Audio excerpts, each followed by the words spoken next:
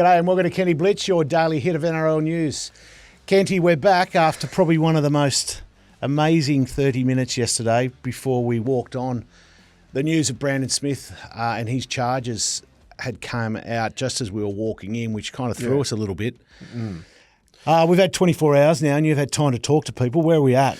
Oh, look, it's slowly settling down. It's certainly shocked the rugby league world. And it's not like we haven't been down this road before. Sure. As far as rugby league goes, but it was. Look, we caught yesterday napping a little bit. It was like we were. It was breaking just as we were sort of trying going ahead with the show.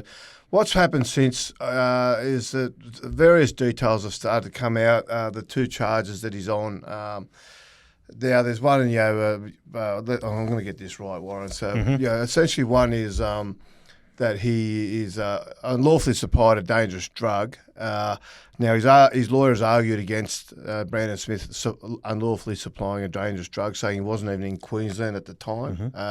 It all came out because essentially police had a person of interest. One of their organisations up there who are involved in, I would say, organised crime, had a person under investigation. And he had a contact with Brandon Smith. And through their surveillance of him, Brandon Smith's name came up. Now, Brandon Smith knew him, I'm led to believe. And my understanding is that when he was pulled aside on the Gold Coast a little while ago, it was basically to verify that it was the same Brandon Smith as him. I'm a little bit cautious and wary of the whole extent of this, to be honest. Tell me why. Why is that? Well, I'm worrying. Look, he's been charged with two counts: unlawfully possessing supplying a prohibited drug, and of disclosing inside knowledge for betting. So let me deal with that second one first. It is very simply explained.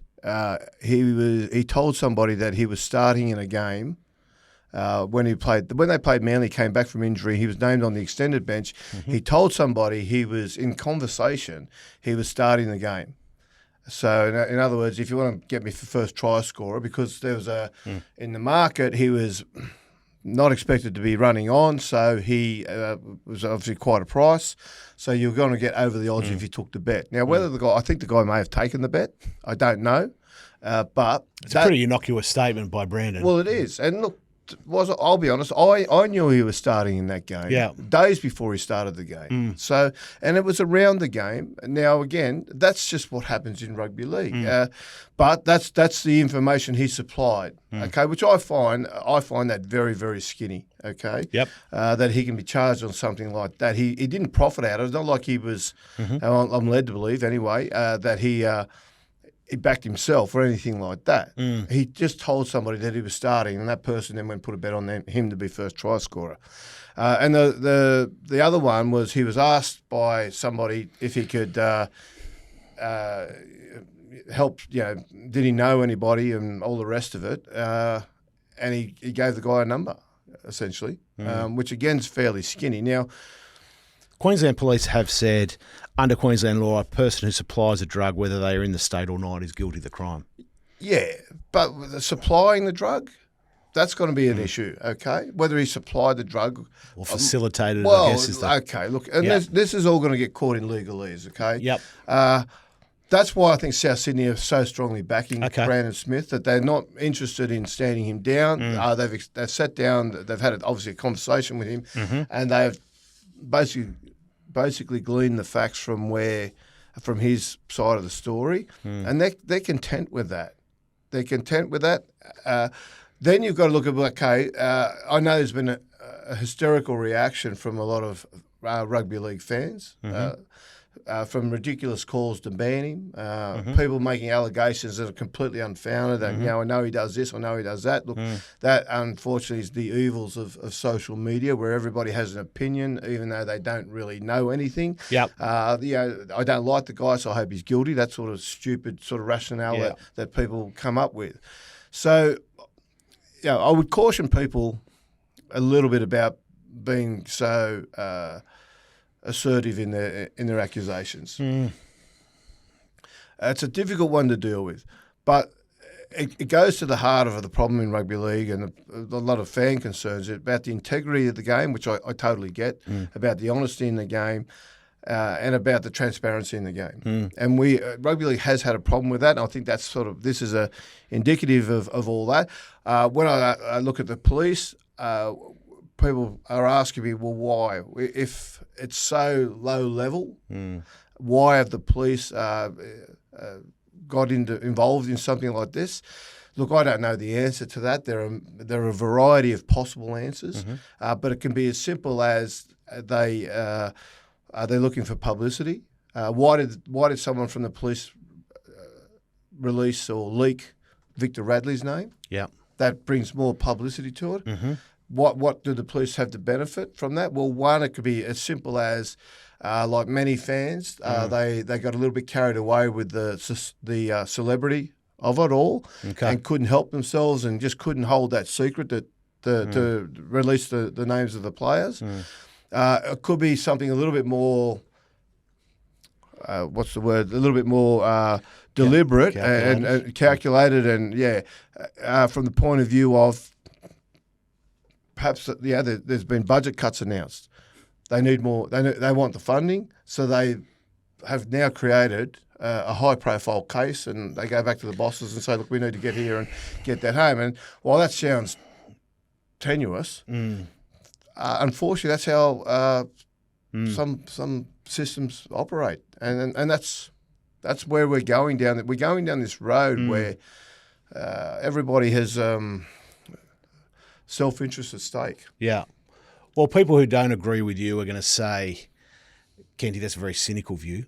They're going to say of the police? Yes. I am cynical of the police, so that's firstly. Okay, and they're going to say, here's a guy who has been accused of being involved with drugs and betting, and we're trying to make light of that.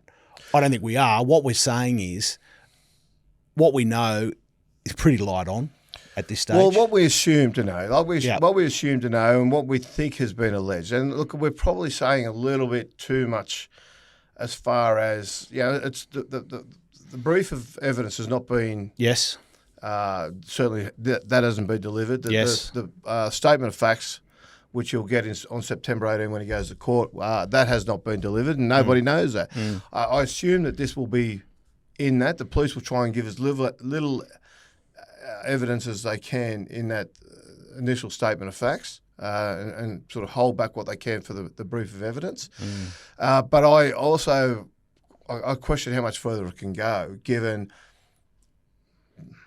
the weight of what's happened. Okay, I think the bigger issue, like for me, the bigger issue, look, is the concern around the game about it, and this almost dovetailing into this whole frustration I think we feel around gambling on the game, which also buys into the officiating and the adjudicating of the game. And one conspiracy theory suddenly has 2 legs to it, then 3 legs to it, and people just 2 and 2 together, and they get 22. So before we get onto that, because I think we should get onto that, but I just want to talk.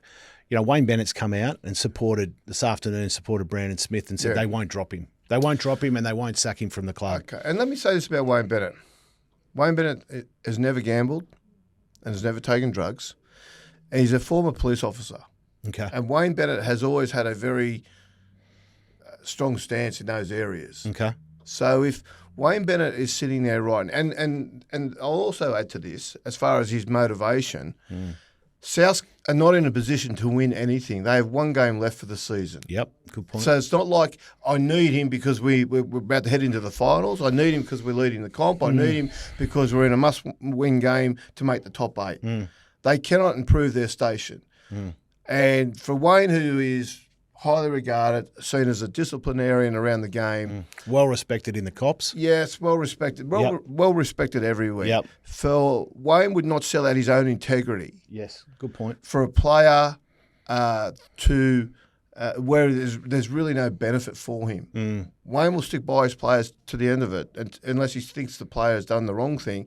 And while he is, in many ways, can be quite the player's coach, those areas, betting on games and drugs, are areas that Wayne are no tolerance areas for him. Okay, so I think we need to trust Wayne Bennett, who has sat down with Brandon Smith and had the conversation with Brandon Smith and understands certainly the facts as Brandon Smith will portray them in court.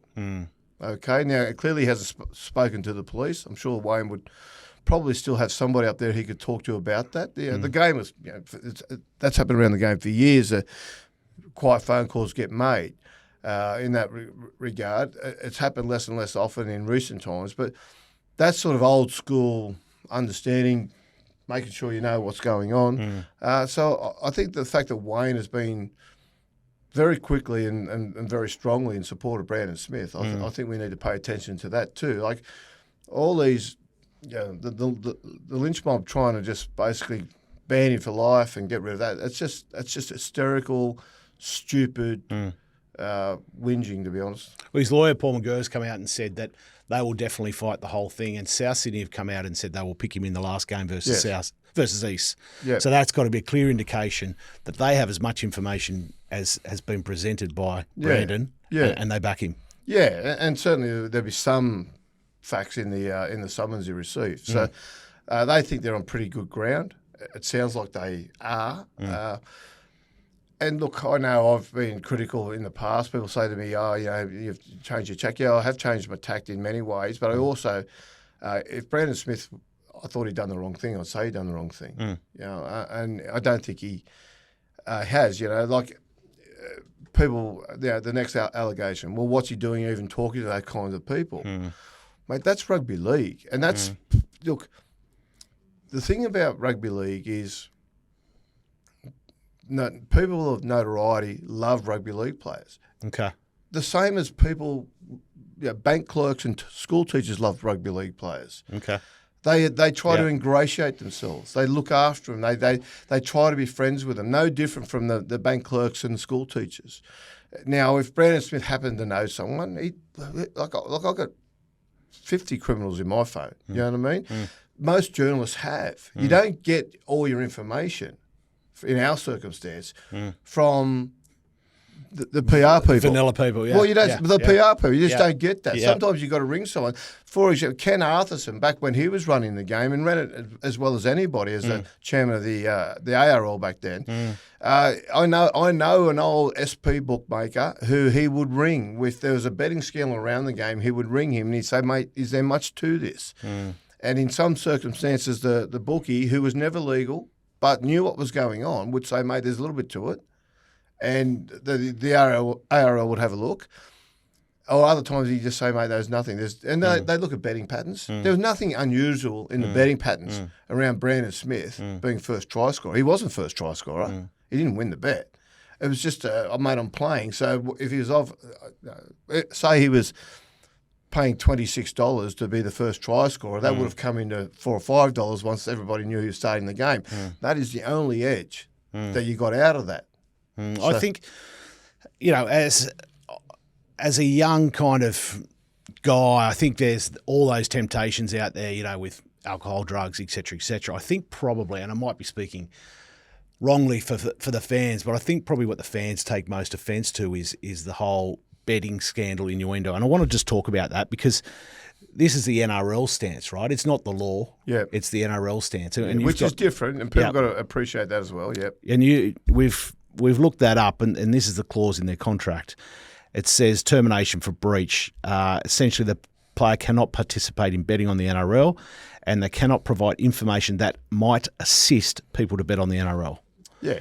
So that's the two clauses in the NRL. So 8.2I and 8.2H are the two clauses. Now, so that is there essentially to stop players betting on themselves or betting on games and everything associated with the information they know, or telling people, okay?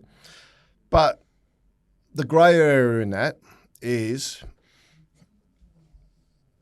might assist people. What conversation can you have? You see a friend or you talk to a friend And again, this person of interest, people might put their sort of nefarious mind to it and say, well, why is he even friends with this bloke? Well, you don't know how they met. You don't know how they know each other. Okay? They might have known each other before, the indiscretion, right? They would have well known each other before this. But we don't know the circumstances in which they met. They could have been childhood friends for all we know. Exactly, Could have been kindergarten together. So, again, it's an assumption. So, we've got to be a little bit wary of that. But these clauses are in the contract to stop the players from betting, which we all agree, yes, it shouldn't happen. Shouldn't happen. Players shouldn't be betting on games they're involved in. And it even stops players from betting on any games. So if they're not allowed to bet on other teams or other clubs or other games, anything.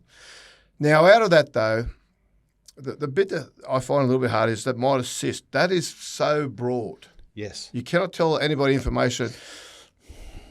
So, for example, today is Teams Day. Coaches or players will be interviewed. Will so-and-so be starting this week? Okay, well, if someone... Yeah, he is actually. Okay, he's been named... They don't say it anymore because it's nothing to do with the betting. It's all about the ducks and drakes. But if someone says to somebody, look, I'm not... he's not playing or he won't be playing... Well, the NRL will look at it now under the strict terms of the wording of that clause. Yes, they can be in trouble, but the NRL will say, well, clearly he was not doing that. And my understanding is Brandon Smith wasn't ringing the guy to tell him, mate, I'm starting to get on. It just came up in the conversation. Yeah, it's interesting because everybody knows people in the game. Kenty, you know people. I know a couple of people. You know, you reach out to those guys who might have been injured and you say, mate, how are you going? You're back? Well, it's just a duty of care to look in on a mate. Well, it is, Warren, but the other part to it is yesterday. Like yesterday went around that Canterbury had gone from outsiders into firm favourites against Penrith. Well, let's talk about that because they're now saying there could be up to 16 players out for Penrith. Yeah. Well... And Penrith have gone from favourites to outsiders. Look, I got tipped off yesterday, as clearly a lot of people did. Right. Okay, that Penrith were going to rest players, including Nathan Cleary, and that is not uncommon for this time of year. It's happened before. Melbourne did it last year. Okay, when I think it was the same round last year. Melbourne did against the Cowboys. Yep. Okay, so they rested a stack of players. It first happened, to my memory, in about 1991, a game when Penrith played Cronulla. I think it was the last game of the season. Okay. And there was a big uproar over it at the time, and it buys into this other argument that we have, which is it can never be solved, which is should the team be forced to put out its strongest team available every week? Because the argument is, well, you're sending out a reserve grade team, and you're asking fans to turn up and pay to watch. And you're probably very little chance of winning the game. And broadcasters to pay a lot of money. Yes, and that is a very valid argument. Yep. Okay. It's hot in here today, Kenty. It is a bit warm. Yep. Maybe it's just what we're talking about.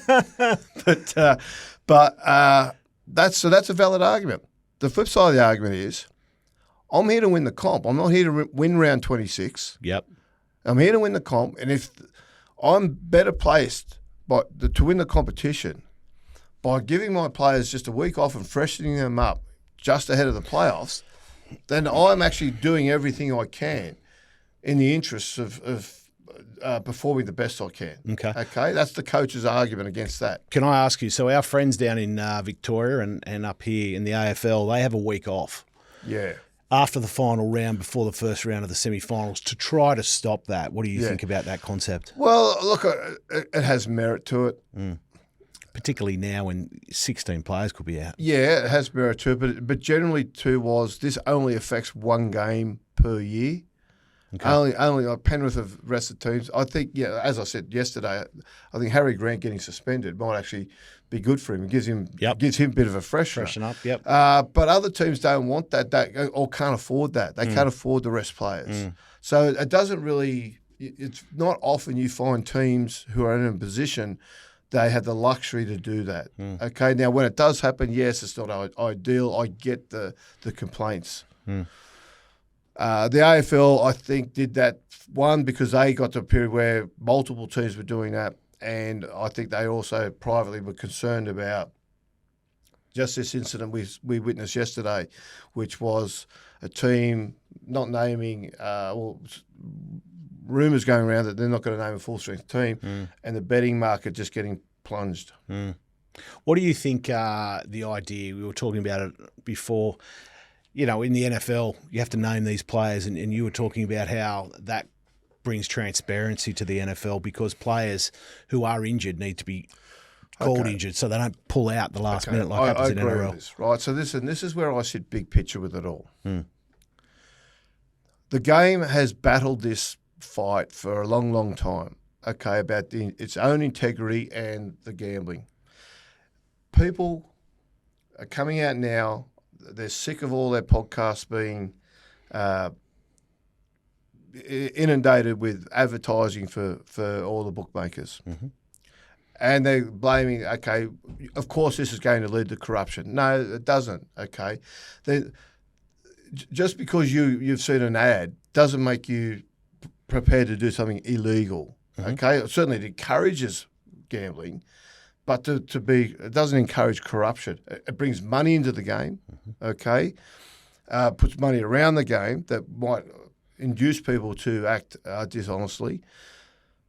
But the fact also is that's true. But the fact is gambling has been around the game for a long, long time. As I said, Ken Arthurson used to ring an old SP bookmaker, and get a heads up on what was going on. That was before there was any corporate bookmakers in Australia. It was before the internet. Yeah. And these were SP bookmakers who were in every pub.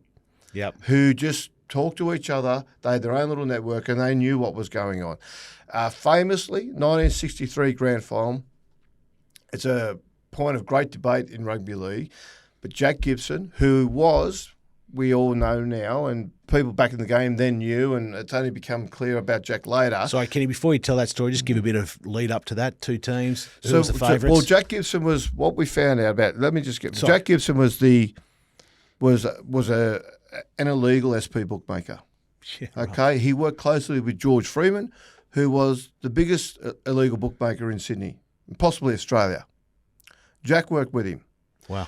Now, not as an employee, but sort of side by side. Jack had his own book. So Jack was the front row for Western Suburbs back in 1963. St George Dragons were they were in the midst of their 11-year premiership winning streak. And Jack walked into the game, which ended in 66. So there was that was 11, 10, 9, 8. This would have been their 8th grand final in a row. So Jack walked into the dressing room, given he was an SP bookmaker, which nobody knew about, and said to his teammates, boys, if you've backed us to win, which back then was legal to do, if you've backed us to win, lay off because we can't win. The bookmaker, the referee has backed St George. Wow. Now, that is hotly disputed. The family of Darcy Lawler, the referee, will fiercely defend him and say it's untrue. Jack said it back then. His teammates have verified he said it back then. And St George won the grand final. I think it was 6-3. And there was a couple of contentious decisions that went against the Magpies.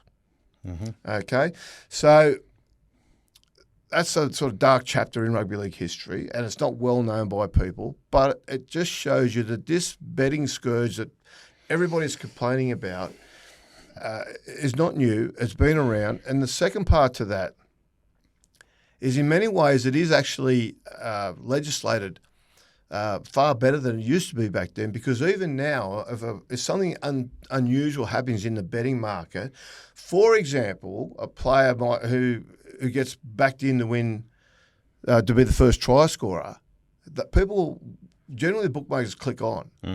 For example, yesterday, when Canterbury were rank outsiders against Penrith ahead of this week's game, suddenly all this money started to come from Canterbury because people had heard that Penrith were resting players. So the bookmakers quickly flipped the price.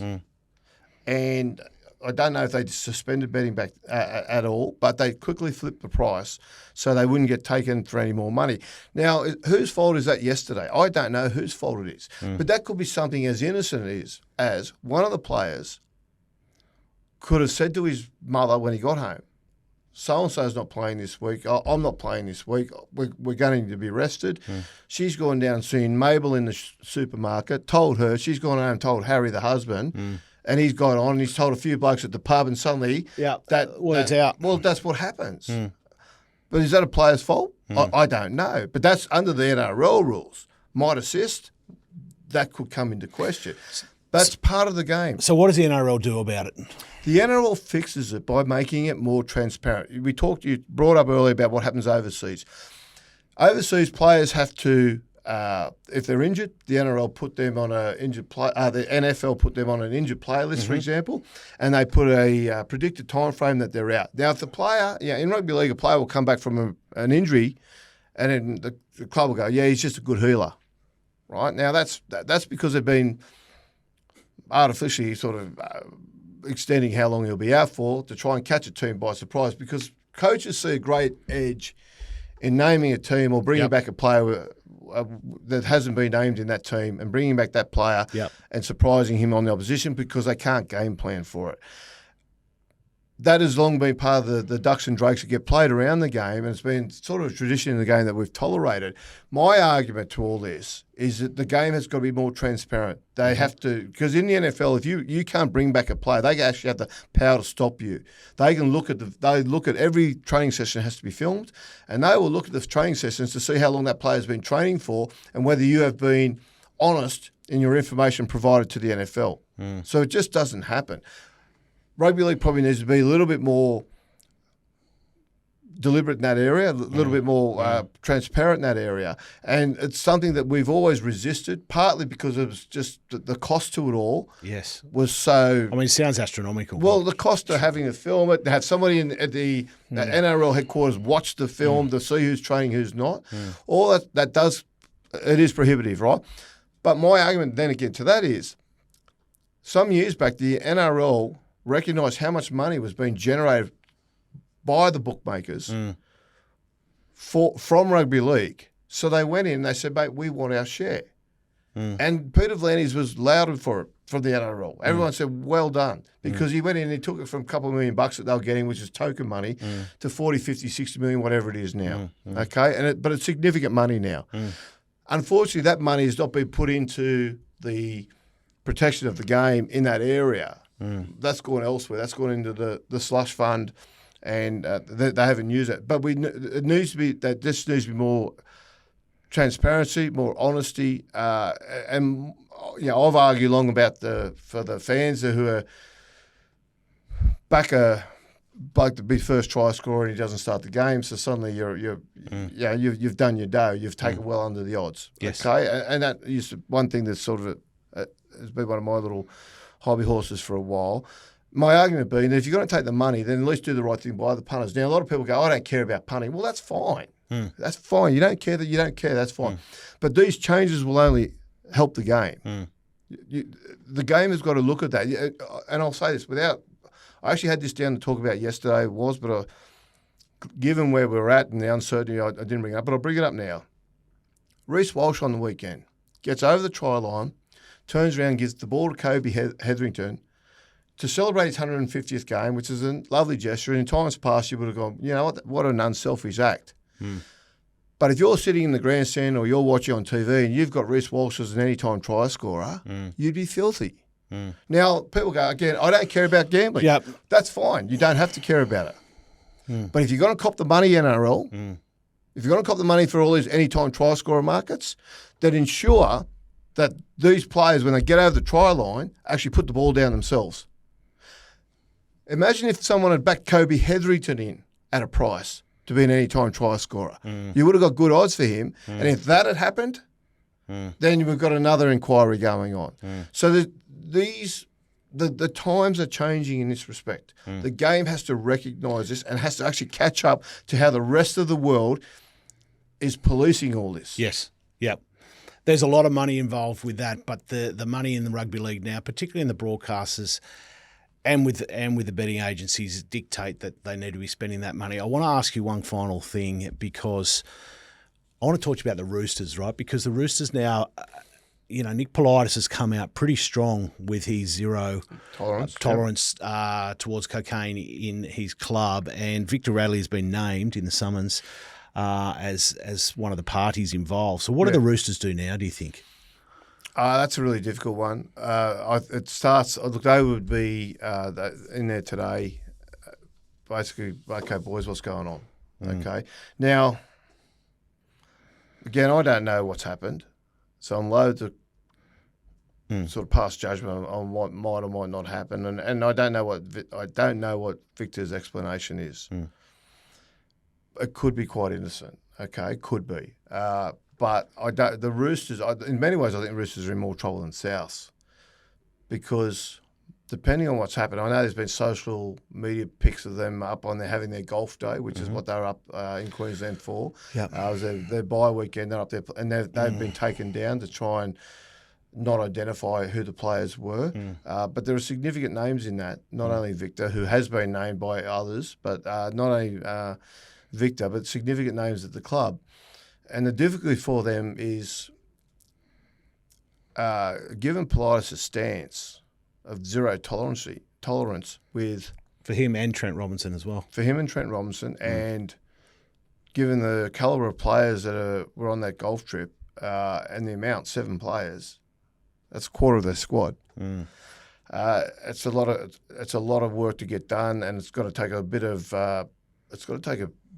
soul searching. I don't see. It's hard for me to say this is what should happen, because I don't know what the players' defence is, and I don't know where they're going to go with it. I don't know.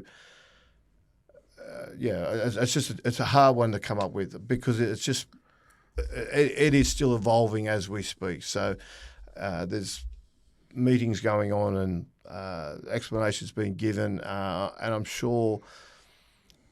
Normally, the club would go at all lengths to try and sweep it under the carpet and just play it down and minimise what has happened. Where the Roosters have got themselves in a little bit of a bind is Politis' statement of zero tolerance.